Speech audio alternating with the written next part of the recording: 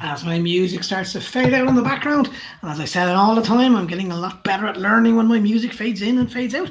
Welcome back to another episode of AM Sports Consultancy, AMSC, commercialisation and sports series with me, Anthony Morrissey, the CEO and founder of AMSC.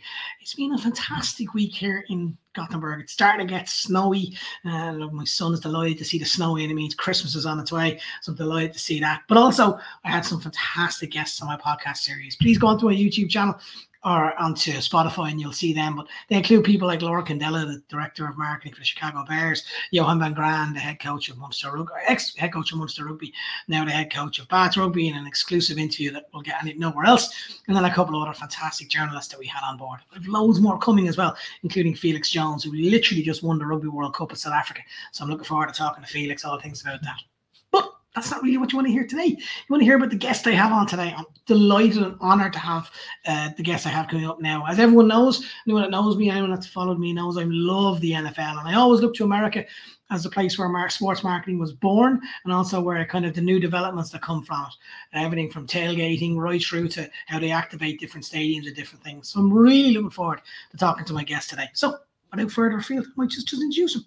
A.J Poole, how you doing, my man? Doing well, Anthony. Thanks for having me. No, I'm delighted to have you on. I really, really do appreciate it. I was saying before we got on how everybody on this side of the pond, we'd be staying up till 2, 3 o'clock in the morning to watch the NFL and watch games here. From a Pittsburgh Steelers perspective, now that you're literally director of partnerships over there, do you see the European fans as something that is a big kind of target area for you guys? I know you're connected into Ireland, but give me an idea of where you see the European fan base for you guys. Yeah, it's a great question. I think certainly from a league standpoint, without a doubt, I think from our standpoint, as you mentioned, this is our first year that we're able to really sort of cultivate more formal relationships, not just with fans, but commercially in Ireland. We've had those rights for 2 years in Mexico. And I think as every team continues to watch the expanded fandom, and as it appears that more and more games are going to be played, both in Europe and in Mexico and maybe other areas in South America.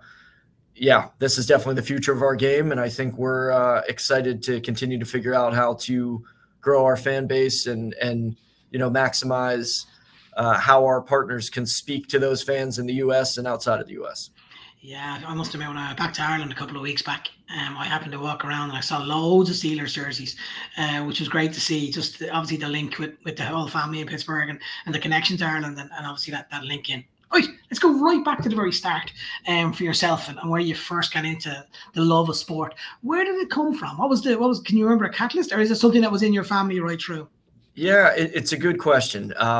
Loved playing sports growing up, and I'm from Pittsburgh originally. So, if you're not a fan of the Steelers growing up, you get thrown out of the city, right? So it was, we were all inducted into that very early on. I thought my path was actually going to be broadcast journalism, sports broadcasting. And that's what I went to undergrad for, and came out of school and finished, second and third for some weekend sports anchor jobs in tiny towns you've never heard of around the country, and got tired of, living with mom and dad a few months after school ended. So held down a few jobs for a year or so in between undergrad and going back to decide to pursue graduate degrees, trying to find a different way to break into sports. And while I was in grad school at Ohio University, my graduate assistantship there was working for a wooden bat summer league baseball team that still plays in a league called the Great Lakes Baseball League.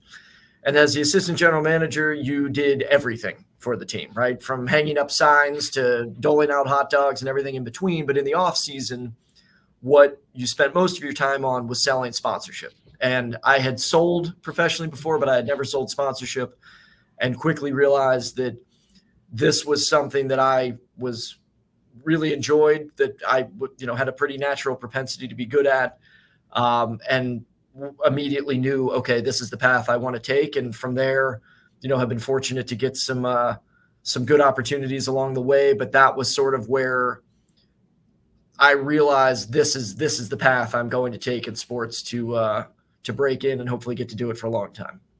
And you mentioned there that you kind of always wanted to get involved with sport, and how sport was the catalyst for you. Is that something that you kind of were always going that direction from a very young age, or was that something, as you said, that when you were in college, the opportunity came up and you were like, okay, I'm in sport. This is brilliant, where I want to go. Which one would you say, or was it a mixture of both?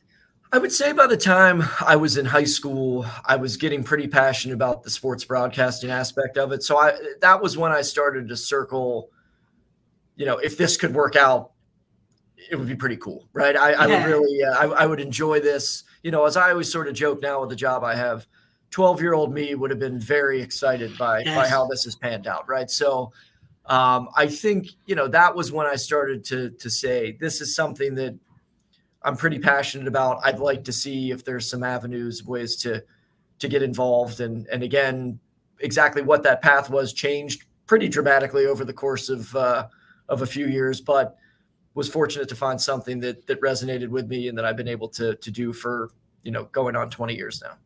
What I find very interesting is you said something there. I remember I worked for Munster Rugby for 11 years, and they were the team I supported. I'm from Cork, and that's where one of the regions within Munster.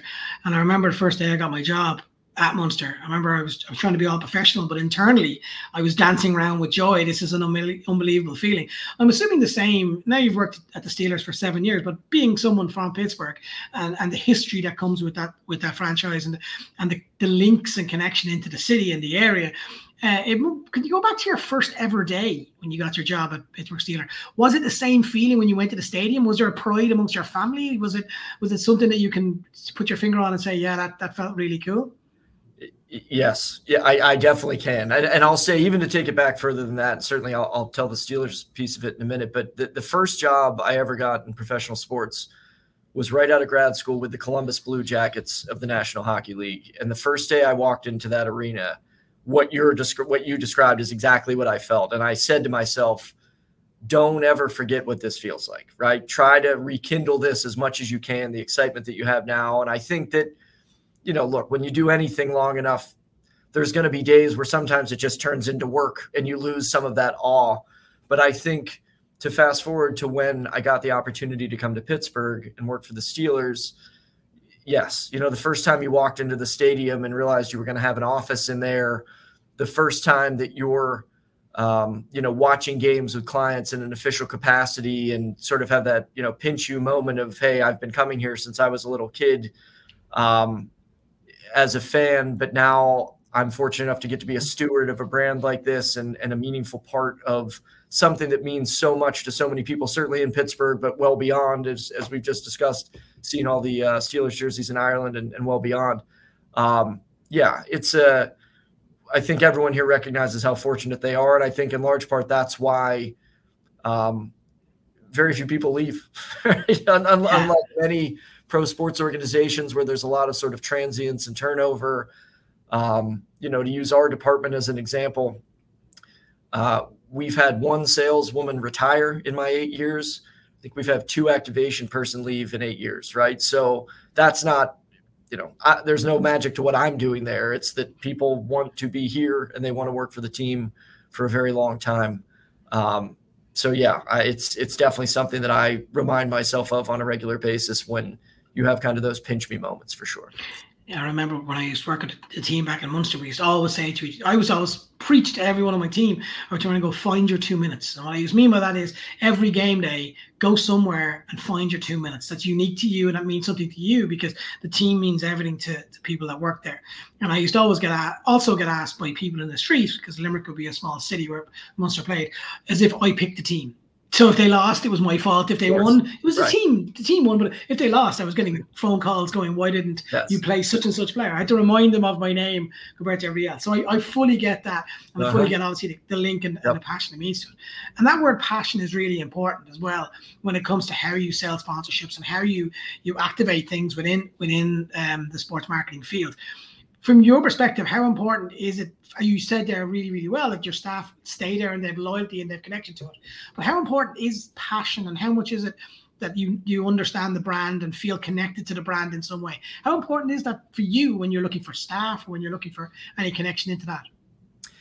Yeah, I think a connection to the brand is, in terms of selling it, it's important. I mean, I think that it can add a level of authenticity when it's a brand that has actually mattered to you in your life, right? Now, conversely, do I think that there are many very successful and very skilled partnership sellers that are working for teams that they had no affinity for before they went to work for those teams? Absolutely, right? So I don't think it's a requirement, but I do think that it can be something that helps to lend some additional credibility, lends that passion. I think, Anthony, the point that you hit lends to stability, right? Because when it's a brand that people care about and it's impacted their lives before they were officially a member of the team, I think that leads to them wanting to remain affiliated with the organization, maybe for longer than if they didn't have that sort of intrinsic connection. Yeah, and as well, for me, connected into that would be when you're then looking for partners. So 20 years ago, when you first started going down the journey of sports marketing and sports promotion and sports sales, really, the landscape would have been completely different, I'm assuming, from sports sponsorship. When you look back at your career and look back at those 20 years ago to now, would there be one thing that stands out more than anything else when it comes to how sports marketing was done? Or is it just everything has increased in different levels and different ways? Yeah, I mean, certainly I think it's one of those things when you're in it, it's probably hard to see the changes as much when they're happening. But if you were to look back, 16 years ago when I had my first job, it feels like it's night and day, right? Of what the process is and what partners want. I think for me, I would identify the biggest change as that now all partners want something that feels bespoke, that's being created for them explicitly, that achieves their goals, that's solution oriented, that's going to motivate and incentivize your fan base to take a very specific action on their behalf, right? I think if you rewind to 20 years ago, the reality is some teams might have been doing some of that, but really regardless of what the goals that were laid out by a partner were, the answers were probably going to be largely the same of, well, certainly you need signs and you need tickets and you need, some radio spots and whatever it is. And I think that now it's become so much more creative and surgical in how it has to be approached because the return the partners are looking for is greater and more specific, and the ability to achieve those sort of metrics that the partners are usually going to put against partnership to determine success, it's going to be almost impossible if you're not doing something that's really compelling. So I think that the challenge continues to get ratcheted up for sellers and ultimately for activation people to be able to bring to life these much more detailed and nuanced partnerships that are always being sold. Yeah, I think you've hit the nail on the head for me. I think when I first started doing this, it was very much, can I get my logo on the jersey? Can I get my logo in the best location in this on the field so it's seen on TV arc, etc. To now being almost a CRM project for a lot of clubs where it's they want just not just to collect their brand, but they want to keep staff happy and they want to make a retention point, that perspective. And it just changes, you rightly said, the activation piece and makes the activation piece a lot more interesting. Do you think also that comes down to the fact of that the way the user is watching sport now? So let's use football as an example.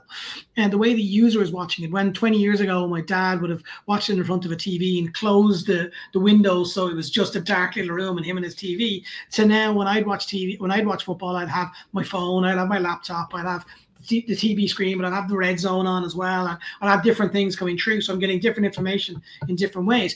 Have you seen that from a marketing perspective, that you've seen that you have to almost realize an activation piece within that too? I think that's a code that a lot of teams and marketers have been trying to crack, that second and third screen experience.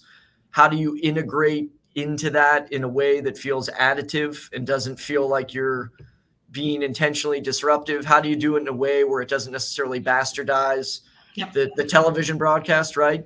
That was something that during the pandemic year in 2020, it was something that really was being pushed hard for obvious reasons because we weren't able to engage with our fans in person in the stadium, right? So figuring out how do you create that stadium experience at home.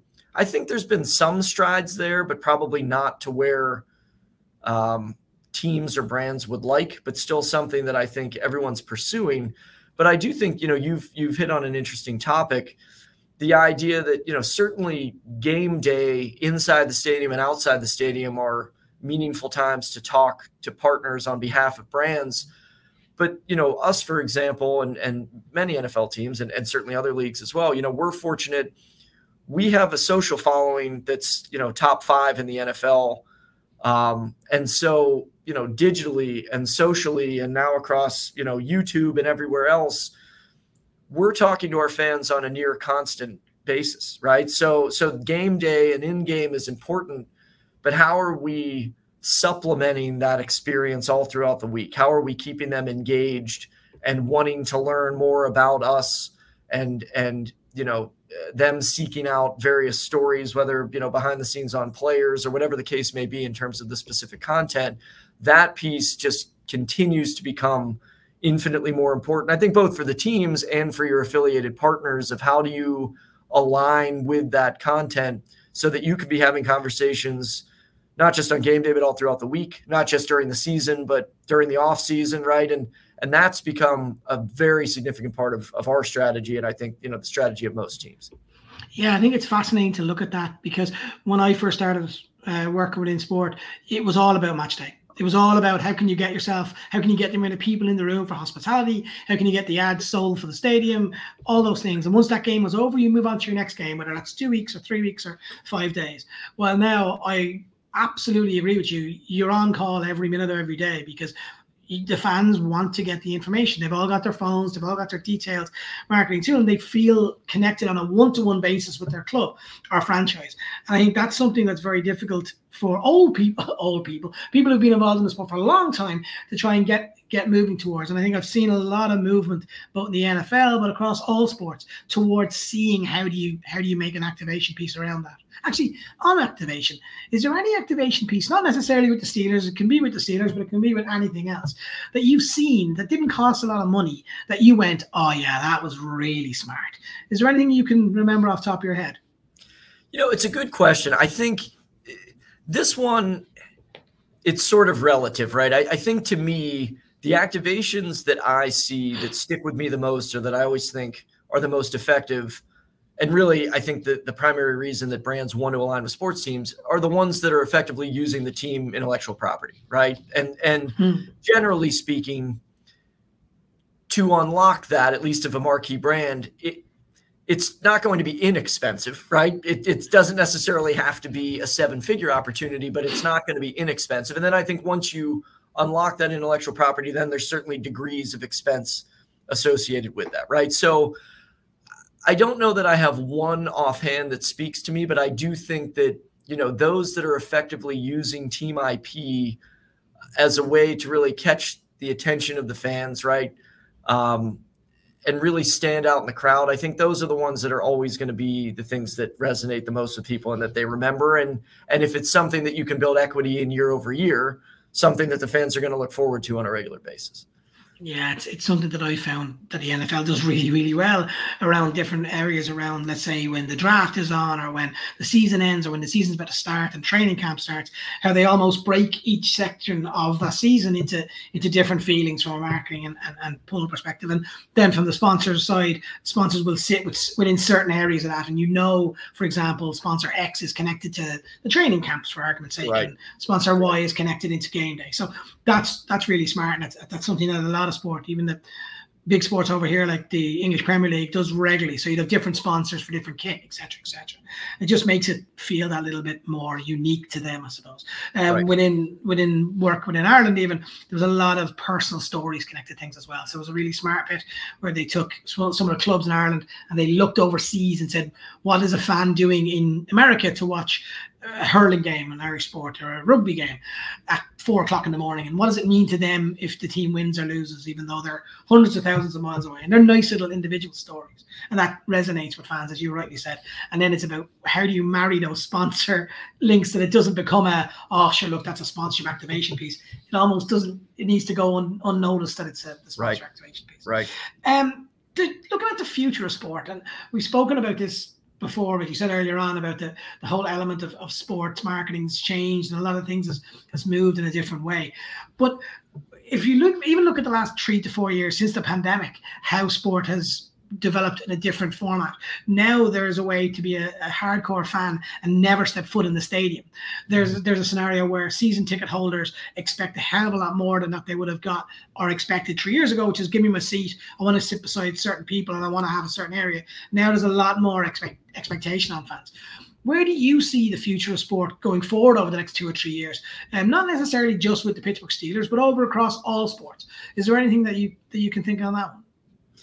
Yeah, I think what you're going to start to see more of, and you're starting to see it to some extent, but I think it's really going to ratchet up exponentially here soon, is what I'll call a singular fan journey, right? That the idea that every fan's way of interacting with the team is going to become so personalized to them that it's literally going to become one of one, right? And as you've laid out, that can manifest itself in the stadium, right? The idea of where you're sitting, the experiences before and after the game, those sorts of things, the ability to customize your menu or other things that are happening in there. But I think you'll probably see it even more so outside the stadium in the interactions that fans are having to be able to speak to the exact type of content that they enjoy with the team, and now having the appropriate algorithms to be able to say, okay, fan A likes this type of content in video format. Let's start serving them a whole bunch more of this, right? And that so that eventually, as you go far enough down the path, the way, Anthony, that you would interact with the Pittsburgh Steelers and your experience there versus the way that I would do it would become really quite different, even though we're both interacting with the same team. And I think for years, there's been an extent of that, but it's really had to be more of a shotgun approach, or the idea that, hey, we've got sort of two paths you can go down and half of our fan base may go down each. Soon, I think it's going to be to the point where it's almost an infinite number of paths, where literally each fan's journey feels so customized to them that I think it's really going to open up some unique ways for teams to more deeply engage their fans, and ultimately for, what we do, for partners to integrate in a very meaningful way into that journey. And I think you hit the nail on the head. The more these journeys become one of one, I think the more important it becomes to integrate sponsors in a way that doesn't feel invasive, that feels organic, right? That feels like they were always meant to be there and like it's additive to the process. And that is a challenge for people in our seat, right? That's easier said than done. And so as that continues to evolve, how do you align your fans with the appropriate partners in a way that makes their experience greater and doesn't hinder it? And that's a really important point, because it goes back to a thought I've always had around sponsorships themselves. And when I'm going to sound like a really old man here. When I first started working in sport, it was my boss would have said, we need X amount of million. That's what we need. Give me that figure. I don't care where the sponsor comes from. I don't care what they look like. As long as they don't compete with any other sponsor that we have, go get me. Right, off you go. Well, now it's a much more different conversation, which is they have to include our values, they have to include our beliefs, they have to kind of connect in with the club, and they've got to understand where they sit and how important that would fit. Based on what I've just said there, would that be a similar thought process you guys have based on what you can see the future being? Is that one where you're already thinking, okay, when we're looking at partners, we've got to make sure that they have the financial whereabouts to be connected to the Pittsburgh Steelers, obviously, but also that they're a good fit for the organization, not just for today, but potentially going forward, so that we can start really targeting individual companies and start looking at how they connect into the club?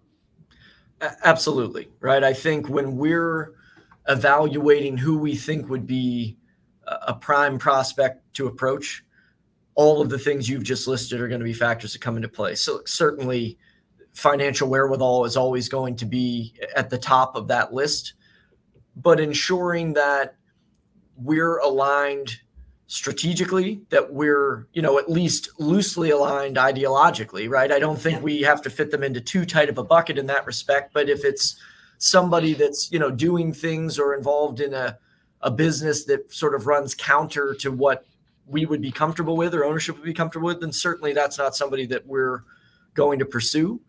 So absolutely, for us, we're fortunate the vast majority of our partners have been, partners with us for 7+ years. We've got, over 25 partners that have been with us for 20+ years, right? That's what we're looking to create, is long-term relationships where we become a very meaningful part of each other's business, right? And that evolves over time, but that we're open to that evolution together. We're not looking to be in the business of, churning out, hey, 20 partners went away this year and we bring in 25, which isn't to say that that model can't work for some teams, but it's not a model that we've had a lot of interest in pursuing.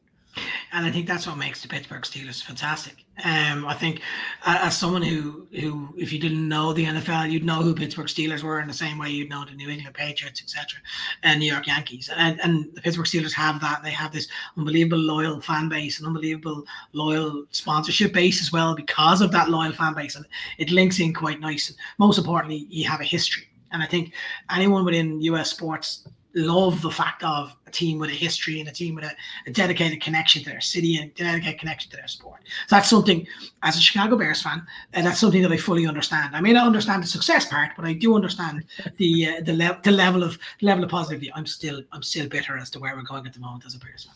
Sorry, Laura. Right.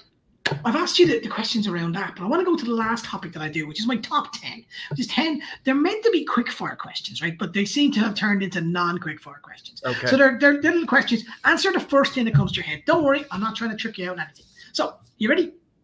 I think so. I hope so. You'll be good. Netflix or the cinema? Cinema.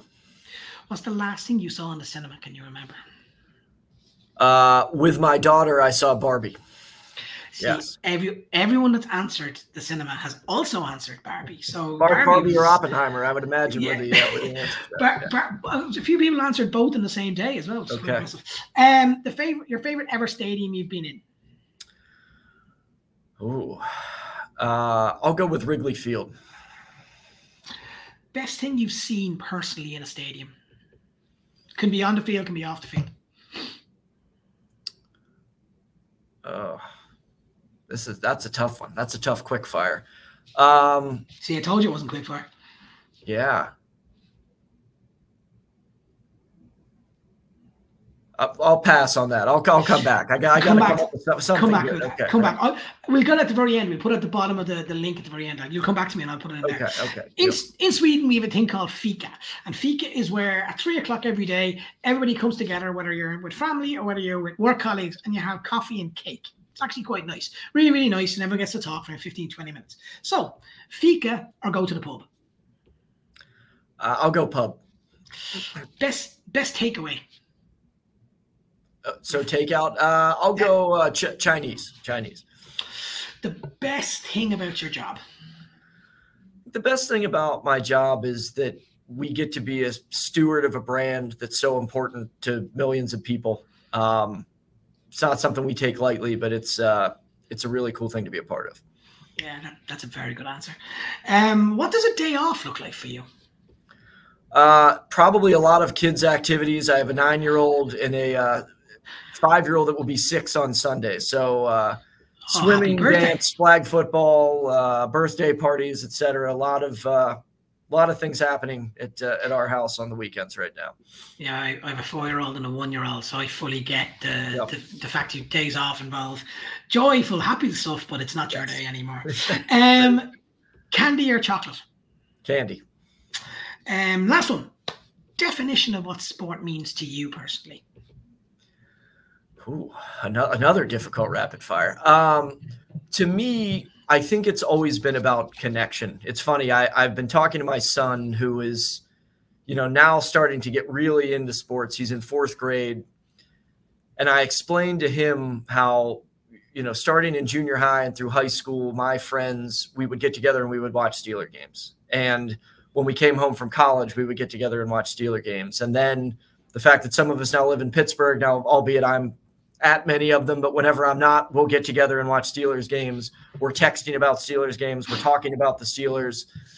It's something that's brought us together and been such a meaningful and important point of conversation now for 30 years with my group of friends.